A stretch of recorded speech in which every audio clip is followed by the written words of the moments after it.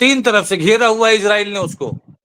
एक तरफ उसका समंदर का पानी है, बीच है, कहीं से वो इनके बंधकों को लेके जा नहीं सकता गाजा के बाहर, ये आप मान लीजिए। और ये फ्रस्ट्रेशन है इजराइल का कि गाजा के अंदर बंधक है, हम छुड़ा नहीं पा रहे हैं। सुरंगों का एक बहुत बड़ा जाल है, एक मिनी शहर बना हुआ है गाजा के नीचे। एक बार और लाल झंडा चढ़ेगा, आप ये देखिएगा किस तरीके से हाइफा पोर्ट पूरी तरीके से तबाह हो जाएगा।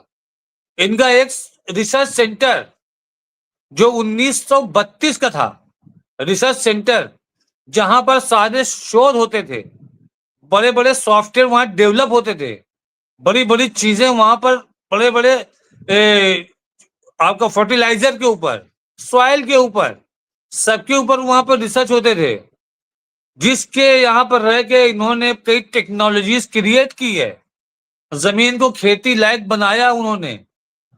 कई सॉफ्टवेयर जो कुछ विवादित भी है, मैं नाम नहीं लेना चाहता, उस टाइप के सॉफ्टवेयर भी क्रिएट किए इन्होंने। उस रिसर्च सेंटर को ईरान ने 2 मिसाइल से पूरी तरीके से तबाह कर दिया है। देखिए मुमताज साहब, ये सारी चीजें आउट ऑफ एज आके ट्रम्प कर रहे हैं अपने निजी स्वार्थ के लिए, क्योंकि ये रियल एस्टेट वाले हैं। इनको गाजा का बीच बहुत पसंद है। 40 किलोमीटर चौड़ाई जिस बीच की हो, उसको वो छोड़ेंगे नहीं। कहा कि यूएनओ के दफ्तर बंद कर देना चाहिए। क्यों? कहा यूएनओ किसी काम का नहीं है, वो सिर्फ अमेरिका की जासूसी करने के लिए बनाया गया है।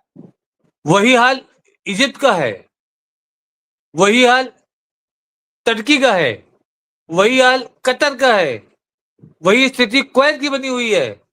अब सब लोग ये सोच रहे हैं कि ऐसा तो नहीं कि मेरी नींव कमजोर है, लेकिन अंदर ही अंदर जिस तरीके से अंदर ही अंदर हमको लग रहा है कि इन्होंने खुले मंच में कोई बात तो नहीं की है, लेकिन अंदर ही अंदर अपना एक एक सुरक्षा कवच इन लोग ढूंढ रहे हैं, जिसका एक चीज की तरफ इशारा करता है कि इनका विश्वास अमेरिका से उठ चुका है।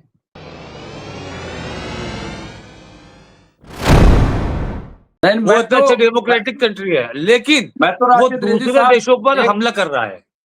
मैं तो कहता हूं, और कई बार मैंने कहा है कि अमेरिका को जंग से प्यार है, क्योंकि इनकी तजारत हथियार है, इनका काम ही ये है। और इसीलिए ये पूरी दुनिया में आप देखिए अपने गुंडों को एक तरीके से एक्टिव कर रखा, ताकि वो टैक्स वसूलते रहे, वो पैसे वसूलते रहे, और ये हुआ है। और जासूसी करते रहे। अभी तो यूएनओ पे इल्जाम लग गया, कहा कि यूएनओ के दफ्तर बंद कर देना चाहिए। क्यों? कहा यूएनओ किसी काम का नहीं है, वो सिर्फ अमेरिका की जासूसी करने के लिए बनाया गया है। ये इल्जाम लगना, क्या राशिद साहब इस तरह से, क्या आपको नहीं लग रहा है कि अमेरिका की साख भी जो है वो दांव पे लग चुकी है? और अब आने वाले दिनों में अमेरिका भी, क्योंकि वहां पे भी अभी ओबामा ने कहा कि डोनाल्ड ट्रंप ने पूरे अमेरिका को 2 हिस्सों में बांट दिया, ये उनका कहना है। इसके साथ साथ खबर यह आई कि रिपब्लिकन में भी 2 फाड़ हो गए, 2 हिस्से हो गए। तो क्या ये न माना जाए कि ये भी एक हार है अमेरिका की, ये भी एक अमेरिका का सवाल है? राशिद रिजवी साहब, देखिए मुमताज साहब, ये सारी चीजें आउट ऑफ एज आके ट्रम्प कर रहे हैं अपने निजी स्वार्थ के लिए, क्योंकि ये रियल एस्टेट वाले हैं। इनको गाजा का बीच बहुत पसंद है। 40 किलोमीटर चौड़ाई जिस बीच की हो, उसको वो छोड़ेंगे नहीं। ये जो जेनोसाइड करवा रहे हैं, पूरी परमिशन दिए हुए हैं कि ठीक है हम बाहर मैनेज कर रहे हैं, तुम अंदर से साफ करते रहो। और आते ही उन्होंने अपना इंटरेस्ट गाजा पे रखा था कि हम चाहते हैं गाजा ऐसा हो, हम चाहते हैं गाजा वैसा हो। वो चाहते हैं कि हम वहां पर एक स्मार्ट सिटी बनाएं, बहुत बड़े बड़े होटल बनाएं, बीच बनाएं और बिजनेस करें। किसके ऊपर? उन मासूम की लाशों के ऊपर। आप किसी की जमीन छीन के उसके ऊपर आप पैसा कमाओगे? कल को अगर इजराइल की जमीन पे हमला होगा तो क्या आप बचा पाओगे उसको? ईरान ने अगर एक बार और लाल झंडा चढ़ा दिया अपना, तो आप ये मान के चलिएगा कि आधा गाजा साफ हो जाएगा, आधा इजराइल साफ हो जाएगा। इसको आप मान लीजिएगा। जब तक ईरान खामोश बैठा, हम एक अंदर की खबर आई है, मैं आपको बता रहा हूं, 1 महीने के अंदर अंदर इजराइल ईरान पे हमला फिर करने वाला है। वो इतना फ्रस्ट्रेटेड है कि वो टारगेट करेगा कि जो मुखिया है उसी को टारगेट करो, और वो हमला इजराइल को भारी पड़ जाएगा। एक बार और लाल झंडा चढ़ेगा, आप ये देखिएगा किस तरीके से हाइफा पोर्ट पूरी तरीके से तबाह हो जाएगा।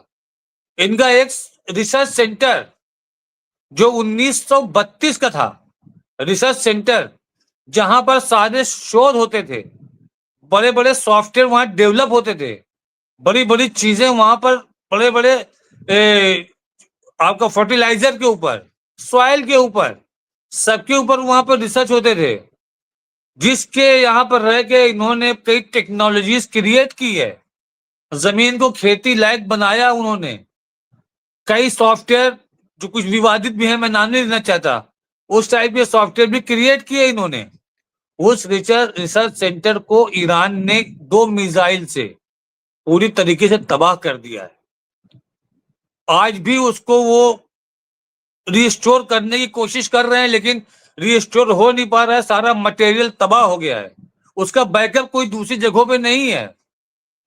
खुद वहां के चीफ का कहना था कि अब हमको उस स्टेज तक आने में कम से कम 10 साल लगेंगे। तो जो आप करोगे वो आप झेलोगे। आपके अस्पताल पे हमला हो जाता है तो आप कहते हो कि मानवता पे हमला है। जब आप दूसरे अस्पतालों पे हमला करते हो तो आपकी मानवता समझ में नहीं आती है। कतर जो आपका बहती गंगा में हाथ धुलने वाले हमारे अर्दोगान ये जानते हैं कि इजराइल हम पे हमला नहीं करेगा। इजराइल पे हमला करने का मतलब है कि नाटो पे हमला करना, और इजराइल करेगा भी नहीं, वो सिर्फ धमकी दे रहा है। इजराइल इतना कर सकता है कि अमेरिका के साथ मिल करके टर्की के अंदर तख्ता पलट का प्रयास करे। कितने उसके मोसाद के जासूस पकड़े गए हैं इजराइल में, कितने पकड़े जा रहे हैं, बेहिसाब पकड़े जा रहे हैं। हफ्ते में कम से कम 3 तो पकड़े जा रहे हैं। हमको समझ में ये नहीं आता है कि क्या यहूदियों की आधी आबादी इसी में लगी है, जासूसी करने में। इतना बड़ा प्रोपेगेंडा करता है कि हम अभेद हैं। इजराइल का काम है प्रोपेगेंडा करना, हम अभेद हैं, कोई हमको भेद दे सकता था। ईरान ने इसका ये प्रोपेगेंडा खत्म कर दिया, भेद ही खत्म कर दिया। मोसाद जो है अपने दुश्मनों को कहीं भी ढूंढ लेता है। अबे पहले अपने बंधकों को तो ढूंढ लो। उसी गाजा में तुम्हारे बंधक हैं, ढूंढ नहीं पाए आज तक, और कहते हो कि हम विदेशों में भी अपने दुश्मनों को ढूंढ लेते हैं। तुम्हारे यहाँ की औरतें राष्ट्रहित के नाम पर जाके कितने मर्दों के साथ कपड़े उतार के सो सकती हैं। ये हर मजहब में अलाउ नहीं है, ये हर औरत की बस की बात भी नहीं है। ईरान में जो एक लेडी आई थी, वो पत्रकार भी थी, उसने पहले सुन्नी धर्म अपनाया, फिर शिया धर्म अपनाया, और बहुत लोगों के साथ मिली और जाके उनको रिपोर्ट दे दी। उससे हुआ क्या? उससे क्या हुआ? बहुत ज्यादा चीजें, ईरान का नुकसान नहीं हुआ उसमें, लेकिन जो कुछ लोग बैठ करके वहां एक फैक्ट्री खोल करके वहां पर ड्रोन बना रहे थे, लोकल लोगों को बताया कि ये गवर्नमेंट का है। और पहले दिन जो इजराइल हमला करने में सफल हुआ था, क्योंकि उन लोगों ने ड्रोन से एयर डिफेंस पे हमला करके उनको नाकाम कर दिया था। उसके बाद से कितने, कल भी एक मोसाद के एजेंट को फांसी दी गई है, कल भी फांसी दी गई है। कितनों में मुकदमा चल रहा है, 132 में मुकदमा चल रहा है, तिलमिला रहा है इजराइल इसके ऊपर। और कई ड्रोन फैक्ट्री भी कल पकड़ी गई है, बहुत ज्यादा ड्रोन फैक्ट्रियां भी पकड़ी गई जी, ड्रोन फैक्ट्रियां पकड़ी गई हैं, लोग पकड़े जा रहे हैं। अब अरब देश भी इस पे एक्टिव हो गए हैं। ओमान भी अपने यहाँ, उसने अपनी खुफिया एजेंसियों को छोड़ दिया है कि देखो कहीं ऐसा तो नहीं कि हमारे यहाँ भी मोसाद के एजेंट हो। वही हाल इजिप्ट का है, वही हाल तुर्की का है, वही हाल कतर का है, वही स्थिति कुवैत की बनी हुई है। अब सब लोग ये सोच रहे हैं कि ऐसा तो नहीं कि मेरी नींव कमजोर है, लेकिन अंदर ही अंदर जिस तरीके से अंदर ही अंदर हमको लग रहा है कि इन्होंने खुले मंच में कोई बात तो नहीं की है, लेकिन अंदर ही अंदर अपना एक एक सुरक्षा कवच इन लोग ढूंढ रहे हैं, जिसका एक चीज की तरफ इशारा करता है कि इनका विश्वास अमेरिका से उठ चुका है। अब इन लोग को अमेरिका पे विश्वास नहीं रहा है। मैंने आपके चैनल पे 2-3 मरतबा ये कहा है कि या तो अमेरिकन एयर डिफेंस फेल है या फिर अमेरिका की गद्दारी है। दोहा पे हमला हो जाना, इनका एयर डिफेंस तब एक्टिव था जब ईरान ने मिसाइल मारी थी, और जब इजराइल के फाइटर प्लेन आकर के अटैक करते हैं तो इनका एयर डिफेंस खामोश रहता है। अरे कोई एक तो मिसाइल फेंकता, वो समझ में आता। इसका मतलब है कि आपने बैठ करके घुसपैठ करवाई है। यही कारण है कि कतर इस चीज को स्वीकार नहीं कर पा रहा है कि इसमें आपका कोई योगदान नहीं है। कतर मुंह से खुल के नहीं बोल रहा है, चैलेंज नहीं कर रहा है, लेकिन कतर ने बिल्कुल सही कह रहे हैं। जी बिल्कुल कतर ने बिल्कुल हाथ राजू पकड़ साहब, लिया है। जी बिल्कुल सही कह रहे हैं। और मुझे लग रहा है कि अभी ये खबर भी आई है कि अभी वहां पे बाकायदा ये बताया जा रहा है कि कतर, जबकि कतर, इजराइल कतर के दोहा पर हमला करता है, वहीं कतर अपने अल उदैदा एयर बेस से इजराइल को हथियार भेज रहा है। मुझे लग रहा है कि इसमें अभी उनकी बड़ी मजबूरी है और अभी गिरफ्त में ये लोग हैं। ये चाह करके भी अभी कुछ नहीं कर सकते, मुझे तो ऐसा लगता है। लेकिन एक यहां से बात शुरू करें कि हमास ने कहा है, ये जयदीप सिंह मुंडेला साहब ने अपडेट किया कि हमास ने कहा है कि गाजा शहर को आईडीएफ के लिए मौत के जाल के रूप में तैयार किया गया है। ये उन्होंने कहा है, और ये कहा है कि शहर में अगर आईडीएफ दाखिल होती है तो उसके लिए यहाँ पे रफा जहाँ 4 सैन्य अधिकारी एम्बुलेंस में मारे गए थे, और क्या क्या ये तमाम तिल अबीब और हाइफा शहरों में ट्रेन सेवाओं को निलंबित कर दिया गया है। ये तो इजराइल के हालात यहाँ पे बताए जा रहे हैं। अलग अलग तरह से खबरें आ रही, लेकिन ये खबर बिल्कुल क्या लग रहा है आपको कि ये जो बात हमास ने कही है, क्या आपको लग रहा है, क्योंकि इससे पहले भी अभी शहर में या उस तरह से काबिज करने वाली बात नहीं हो पा रही है? राशिद रिजवी साहब, देखिए, अगर मिस्र के रास्ते हमास को हथियार मिल रहे हैं या मिलना शुरू हो गए हैं, तो आप ये समझिए कि हमास फिर से मजबूत होकर खड़ा हो जाएगा। इनके पास लड़ाकों की कमी नहीं है। हम आज से नहीं, अपने बचपन से हम कुछ वीडियोस देखते चले आ रहे हैं कि उनके टैंक के सामने बच्चे पत्थर चला रहे हैं, पेट्रोल बम मार रहे हैं। वो जानते हैं कि इस पेट्रोल बम से उनके टैंक पे कोई असर नहीं होगा, उनके पत्थरों से उनके टैंक पे असर नहीं होगा। वो सामने टैंक लेके आ खड़े, या छोटे छोटे बच्चे पत्थर लेके खड़े हुए हैं, तो उनके अंदर से डर निकल चुका है मौत का। अगर ये मौत का डर उसको हो जो कभी इंजर्ड ना हुआ हो, जो कभी घायल ना हुआ हो, जो लोग बचपन से मौत देखते चले आ रहे हैं, उनको आप कम से कम मौत के नाम से नहीं डरा सकते। आप उनको आज हथियार दो, वो कल सीधे लाके सामने खड़े हो जाएंगे। तो ये चीज जो हमास ने कहा है, तो हमने आपसे पहले भी कहा था कि गाजा जितना ऊपर है उतना जमीन के नीचे भी है। अगर गाजा को इन्होंने पूरा कैप्चर कर लिया होता तो अपने बंधक भी छुड़ा लिए होते। जो गाजा की बनावट है, आप देखिएगा कि मिस्र के अलावा, इजिप्ट के अलावा कहीं किसी और देश से उसका बॉर्डर नहीं मिल रहा है। तीन तरफ से घेरा हुआ है इजराइल ने उसको।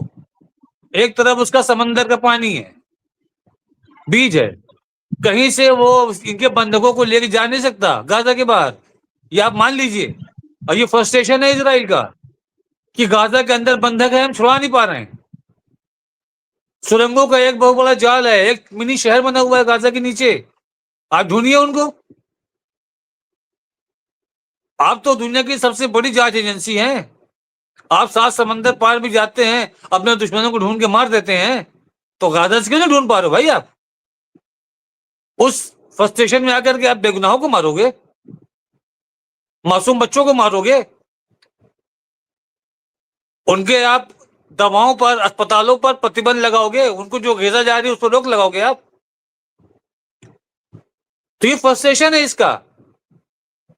टर्की हालात को जान रहा है, हम आपको एक चीज क्लियर कर दे रहे हैं, टर्की हालात को जान रहा है, परिस्थितियों को जान रहा है। अब टर्की कोई भी कदम उठाएगा तो बहुत ही सोच समझ के उठाएगा। टर्की खुल के साथ नहीं देगा।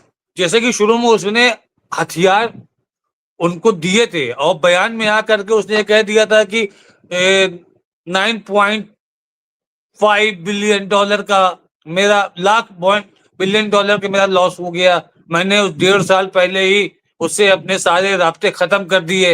ये गलत स्टेटमेंट था। गैस और तेल अजरबैजान से लेकर के इनको सप्लाई करता था। ये गलत बयानबाजी थी टर्की की। लेकिन आज की जो हालात हैं कि सऊदी अरब पाकिस्तान के साथ भाग रहा है क्योंकि वो न्यूक्लियर वेपन है, कतर ईरान के साथ भाग रहा है। अभी हम कुवैत और ओमान की तरफ हमारी नजर है कि ये किसको चुनते हैं, ये किधर जाते हैं। चाइना की तरफ कौन हाथ बढ़ा रहा है, रशिया की तरफ कौन हाथ बढ़ा रहा है, या इनकी क्या अंदर की प्लानिंग है, क्या अंदर की स्ट्रेटेजी है। अगर इन्होंने चाइना से मुआहदा कर लिया, रशिया से मुआहदा कर लिया कि हम दोनों देशों में से किसी एक पर हमला हुआ तो समझ लो इन पे हम पे हमला हुआ, तो बहुत मुश्किल हो जाएगा। सऊदी अरब ने अपने आप को सेव कर लिया है। ये आप मान के चलिए, इसराइल को अंदर एक डर पैदा कर दिया है कि पाकिस्तान जो है वो न्यूक्लियर वेपन है, हमारा पाकिस्तान से एग्रीमेंट हो गया है, हम पे हमला यानी पाकिस्तान पे हमला। भले ही उसके पास 5-7 छोटे मोटे पटाखे हों, चुटपुटिया हों न्यूक्लियर नाम के, लेकिन एक साइकोलॉजिकल प्रेशर बनाने के लिए। और ये भी हो सकता है कि पाकिस्तान और सऊदी अरब मिलकर के ये दिखाना चाह रहे हो अमेरिका को भी कि चलिए हम आप ही के लिए काम करेंगे, अभी आप खामोश रहिए। इसमें भी अमेरिका की चाल भी हो सकती है। हम इसको 100% नहीं मान सकते। हमारी जिंदगी के 40 साल निकल गए इनकी गद्दारी देखते देखते। हम आज कैसे मान लें कि ये एकदम दूध के धुले हैं और एक जबान दे दिए तो कमिटेड हो गए, जैसा कमिटमेंट अमेरिका और इजराइल का है, जैसा कमिटमेंट ईरान का और रशिया का है। रशिया को उसने एंगेज करके रखा हुआ है यूक्रेन में और सारा भार डाल दिया है नाटो कंट्रीज के ऊपर कि सब लोग मदद करो, सब लोग हथियार दो।